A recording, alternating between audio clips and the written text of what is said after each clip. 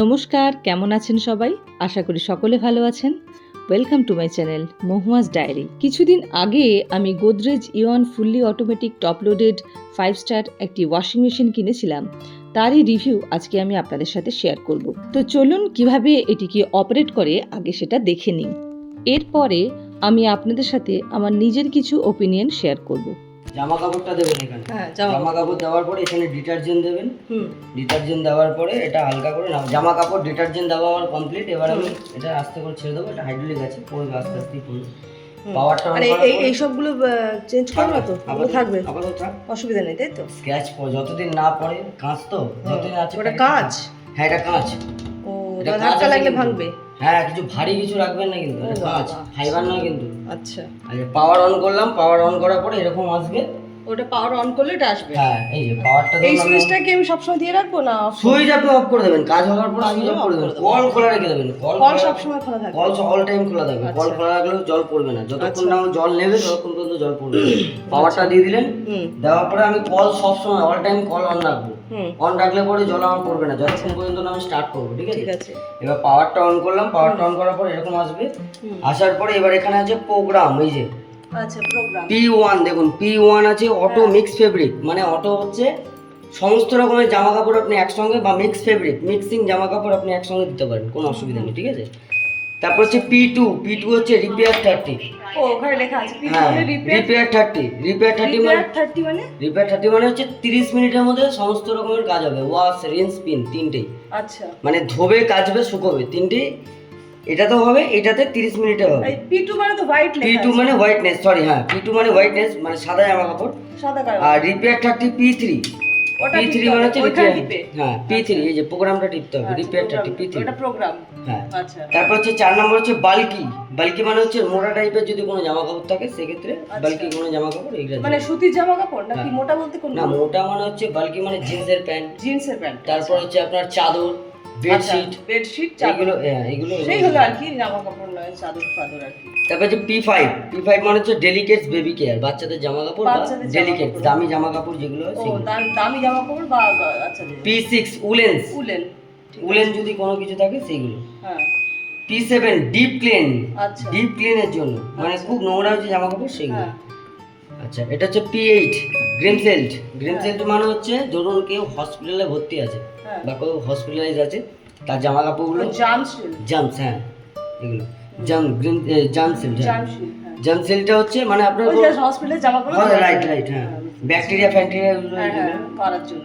আচ্ছা, স্টিম ওয়াশে কি হয়? স্টিম ওয়াশে মানে হচ্ছে কিরকম হয়, আপনার ধরুন জামা কাপড়টা স্টিম ওয়াশে, ধরুন যে কোনো জামা কাপড়, নোংরা জামা কাপড় আপনি দিলেন, দেওয়ার পরে জামা কাপড়টা ধোবে প্রথমে। ধোয়ার পরে যখন রিন্স হবে, রিন্সের সময় একটা ভেপার ছাড়বে ভেতর থেকে। ওই ভেপারটা জামস গুলোকে মেরে দেয়। এটা তো তাই একই জিনিস, খালি এটা স্টিমটা আছে, এটাতে স্টিমটা হবে না। আচ্ছা, ঠিক আছে? আর এটা হচ্ছে P9 হচ্ছে এই যে স্টিম ওয়াশ যেটা বললাম আপনাকে। আর P10 হচ্ছে টাবটা ক্লিনিং এর জন্য। এই যে ভেতরে যে টাবটা আছে, অনলি টাব ক্লিন, শুধু টাবটা ক্লিন হবে। ঠিক আছে? মানে গোল যে পোরশনটা আছে, এই যে টাবটা, এই টাবটা শুধু ক্লিন হবে অনলি, মানে শুধু উইদাউট জামা কাপড়, কোনো রকম কোনো জামা কাপড় থাকবে না। টাব ক্লিনটা একটা পাউডার পাওয়া যায়, পাউডার দিয়ে করতে হবে। তারপরে আবার P1 এ চলে গেল। আবার P1 তো এটা হচ্ছে সাইক্লিং, ওটা আবার সাইক্লিং। হ্যাঁ, তাহলে এটা হচ্ছে প্রোগ্রাম, ওটা P1 P2 P3 গুলো হয়, এগুলো প্রোগ্রাম হয়। দেওয়ার পরে এটা প্রোগ্রাম মিনিট লেখা আছে, ওটা কোথা থেকে আসবে? এটা অটোমেটিক, আপনি প্রোগ্রাম যখন দেবেন, আচ্ছা, ও অটোমেটিক্যালি সেট করেই নেবে। আপনাকে মিনিট আওয়ার কিছু দিতে হবে না। আচ্ছা, অটোমেটিক্যালি ও সেট করে নেবে। এবার যখন আপনি রিপেয়ার 30 তে দিয়েছেন, দেওয়ার পরে ধরুন প্রোগ্রামে দিলাম, দেওয়ার পরে এটা স্টার্ট, ওইটা স্টার্টটা দেওয়ার পরে প্রেস করতে হবে। স্টার্টটা যখন প্রেস করবে জল আসছে না, বাড়িতে হয়তো কেচেছি, জাস্ট বাইরে ভেতরে একটু শুকোবো, কিংবা তাহলে এই সাইকেল অপশনটা যেটা আছে, এটাকে প্রেস করে শুধু স্পিনে নিয়ে আসবেন। আচ্ছা, স্পিন করব, শুধু শুকোবে। আচ্ছা, এইটাকে প্রেস করে, এটাকে প্রেস করে স্পিনে নিয়ে আসবো। নিয়ে আসে স্টার্ট। আর শোকটা কি? শোকটা হচ্ছে খুব যদি নোংরা জামা কাপড় হয় সেক্ষেত্রে আপনি শোক চাইছেন, তাহলে শোক নেবেন। ও, ওইভাবে তাতে সবকটা লাইট জ্বলে গেল। হ্যাঁ, তো শোক তো সবকটা লাইটই জ্বলবে। শোক মানে হচ্ছে কি, কিছুটা ওয়েট করবে, কিছুটা ভিজে কাজবে। এটা হচ্ছে ভিজিয়ে কাজবে। আচ্ছা, এবার গরম জলে কিভাবে কাচবো? গরম জলে এই দুটোতে আছে। এবার টেম্পারেচার কোনটা পি কোনটা এই দুটোতে সেট আছেই, P8 P8 জামশিল আর P9 ওটা গরম জলে। হ্যাঁ এই দুটো গরম জলের সেট আছেই। হ্যাঁ ওটা কি এবার ধরুন আপনি P1 এ ধরুন মিক্স ফেব্রিক অটোতে আপনি চাইছেন, তাহলে আপনি অটোতে নিতে পারেন। কি করে বুঝলাম না, মানে অটো করে ধরুন আপনি পাওয়ার অন করলেন তো, হ্যাঁ পাওয়ারটা অন করার পরে P1 হলো, P1 হ্যাঁ P1 এর পরে এবার আপনি এই P1 প্রোগ্রামের মধ্যে আপনার মনে হলো যে আমি গরম জল নেব, হ্যাঁ তাহলে গরম জল এটা কত ডিগ্রি টেম্পারেচার আসবে গরম জল? 45 ম্যাক্সিমাম। আচ্ছা আর 40 এই 50 45 আর 55 হচ্ছে ম্যাক্সিমাম। ওটাই ম্যাক্সিমাম, ওটা মিনিমাম, ওটা রেগুলার মিডিয়াম। রেগুলার তো বন্ধই, রেগুলার মানে নরমাল ওয়াটার আসবে। হ্যাঁ আর 45 মানে মিনিমাম এটা, একটু বাড়ছে, আর ম্যাক্সিমাম হচ্ছে 55 ডিগ্রি টেম্পারেচার। এটা হলে গরম জলটা আসবে। মানে ধরুন এই আমি সুতির জামা কাপড় যদি কাচতে চাই, একটু নোংরা হয়ে যায় তো, ওইগুলো একটু গরম জলে যদি কাচবো, তাহলে P1 টিপে আমি টেম্পারেচার সেট করবো হয় 45 কিংবা 55 ডিগ্রি সেন্টিগ্রেডে, তাই তো? আচ্ছা এরপর জল পড়ছে করে। আর এই যে লো হাই মিডিয়াম এগুলো কি? এগুলো ওয়াটার লেভেল ও নিজে সেট করবে, জামা কাপড়টা যখন দেবেন ও নিজে অটোমেটিক্যালি সেট করবে, নিজে করবে। আর এই সাইকেল ওয়াশ টাইম এগুলো কি?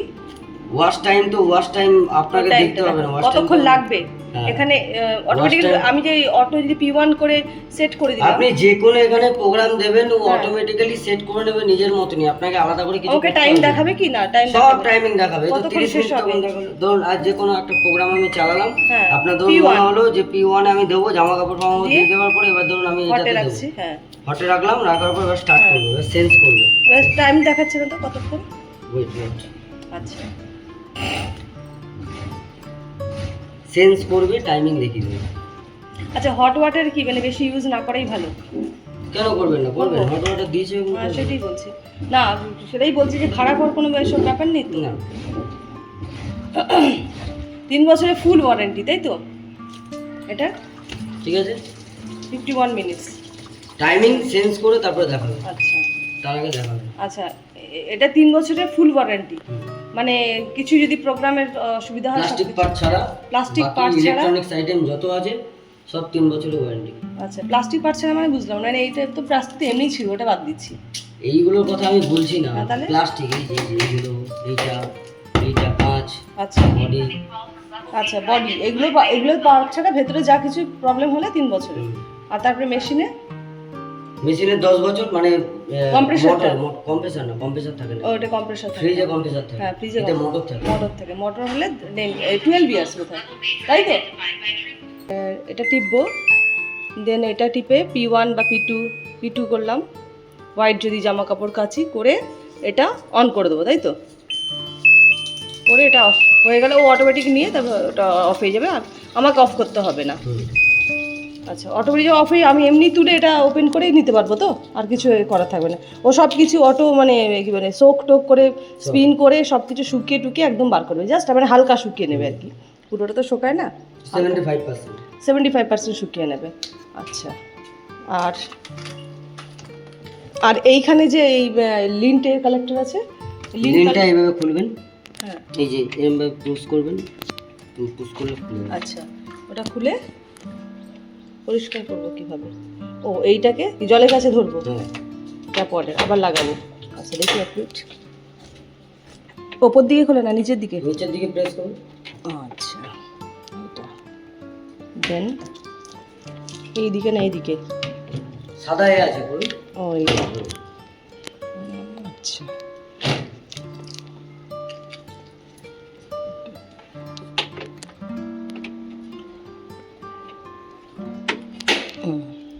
কত নেয় ওটা?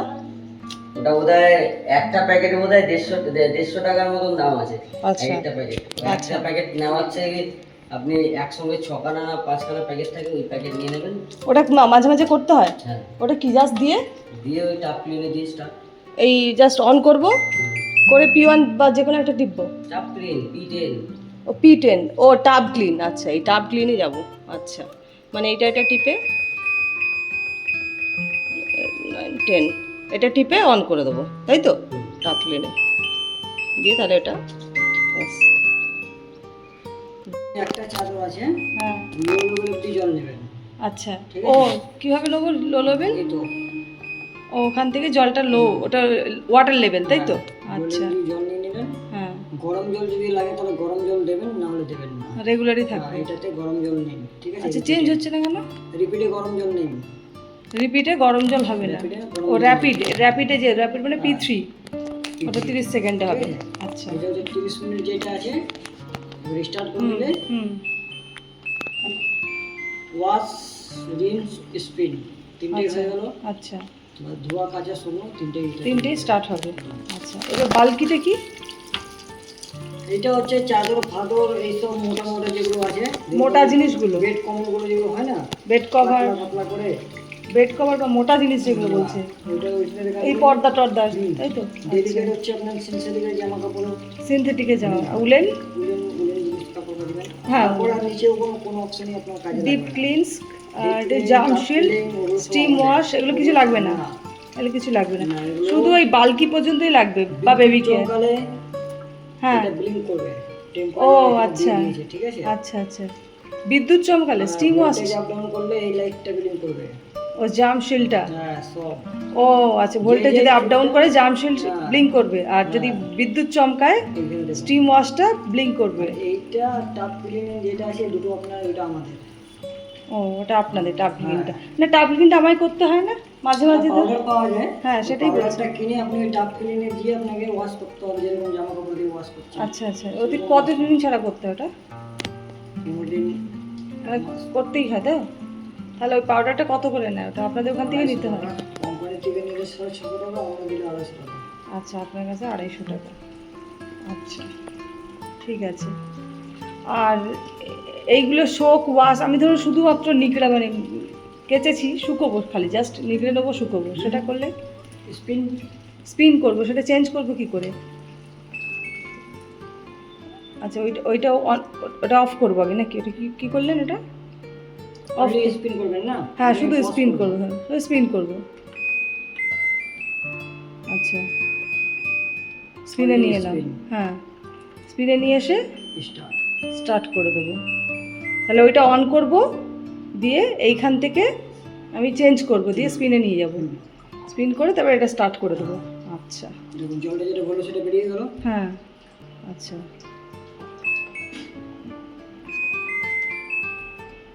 আর এগুলো কি 30 মিনিট, 25, 20, 15, 10, 5, এটা কি? Wash time. ও, ওয়াশ টাইম দিয়েছে, সাইকেল আছে, ওয়াটার লেভেল। আচ্ছা, এই লো ওয়াটার লেভেল মানে কি? ধরুন এই যখন আমি র্যাপিডটা করব, লো মিডিয়াম হাই, হ্যাঁ যেরকম জামা কাপড় দেবেন সেই হিসেবে আপনাকে জলটা নিতে হবে। এবার ধরে নিয়ে একটা চার্জ দিয়েছি, তো হাই লেভেল অব্দি জল তো নিয়ে আমার দরকার নেই। হ্যাঁ লো বা মিনিমাম।